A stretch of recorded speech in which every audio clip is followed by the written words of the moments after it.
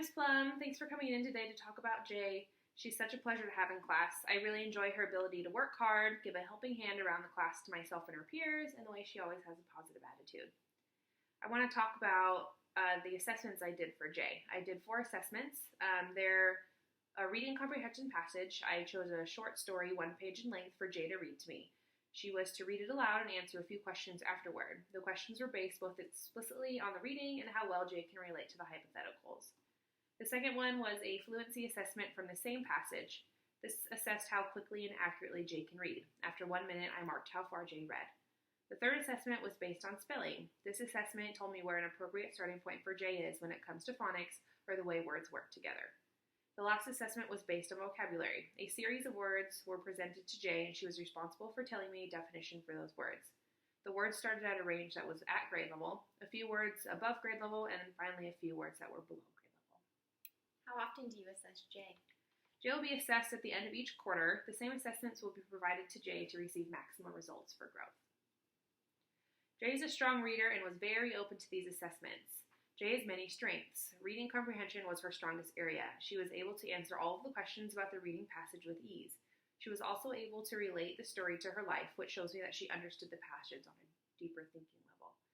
Jay also reads out loud very well. Although she only got halfway through the passage, she didn't make any mistakes. Jay is doing great at spelling too. She is right on track for where she needs to be when it comes to words she knows. All of these combined put Jay in the right path to become an excellent reader. She can continue to build upon these strengths to become an even better reader. As for Jay, what do you see at home that she may struggle with? I think Jay struggles with finding meaning in her reading. She understands, but she doesn't get the big picture. I would agree. Jay also needs reinforcement in her vocabulary skills. She is able to give synonyms for words, but struggles with explicitly saying what the word means. She can also work on getting her speed up for reading. In order to become the best reader she could be, Jay could also strive to become more confident in her reading ability. These areas of growth are by no means any obstacles, but rather opportunities for Jay to succeed and reach higher points in her reading abilities. In class, I would like to implement a few strategies to help Jay become a better reader. These strategies will be incorporated at school and will be used to address the area of vocabulary. The first strategy is a technique called quiz-quiz-trade. What this does is reiterate vocabulary words found in weekly readings. Each student in the class will have a word and a definition on a card. The students go around the room and find a partner, say either the definition or the word to the partner, and the partner will say the opposite. Once both partners have said their portion, they trade cards and find a new partner.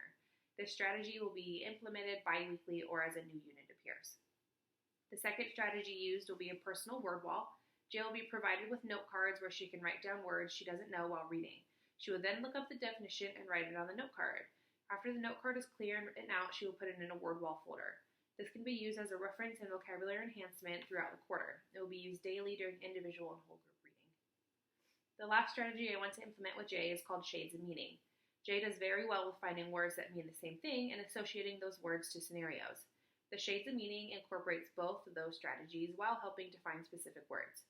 Jay will be responsible for finding 4 synonyms for weekly vocabulary words and identifying their meaning based on strength.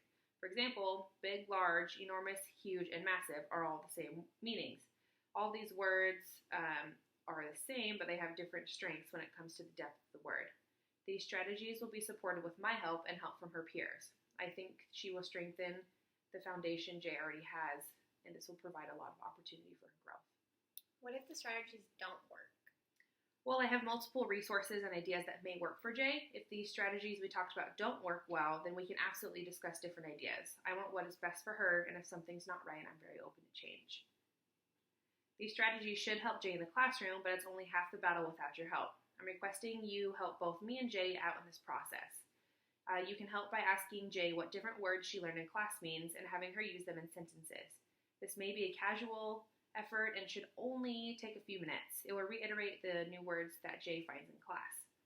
You can also help Jay out by viewing her word wall folder and helping her find the definitions for those words she doesn't know.